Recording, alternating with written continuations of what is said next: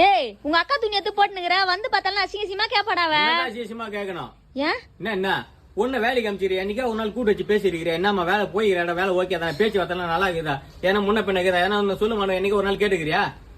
என்ன ஓட்டி செய்யறேன்ற மயிறு செய்யறேன்ற அதே சம்பளம் தான் வாங்குற, சம்பளம் ஏத்தல கிம்பளம் ஏத்தல சொல்லி இருக்கிற பிரச்சனை ஃபுல்லா அவட்டுன்ற அவ என்ன நான் சித்திரவதை அனுபவிக்கிற தெரியுமாங்க? என்னடாச்சு?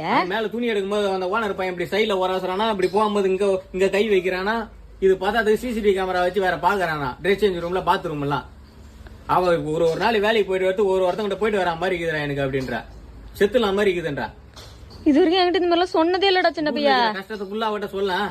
அம்மா தூக்கு மாட்டிக்கலாம் மாதிரி இருக்குது, அவ்வளவு கடன் பிரச்சனை மயிறு பிரச்சனை அவட்ட தான் உட்காந்து சொல்லு இருப்ப. நீ அவ என்ன பண்றது தெரியாம வேலைக்கு போயிட்டு வந்துருக்கா. டேய் இந்த மாதிரி பிரச்சனை வச்சு நீ என்னடா இந்த கெட்ட போட்டுனுக்குற? வாடா போலீஸ் ஸ்டேஷன் போய் கம்ப்ளைண்ட் கொடுப்போம். கேமரால அழகு ரசிக்கிறான் பெண்கள் அழகா, நான் போய் காட்டுறேன் பெண்களோட அழகு என்ன அவர்கிட்ட. செருப்பு காட்டி அடிக்கிறான் போயிட்டு நீங்க போய்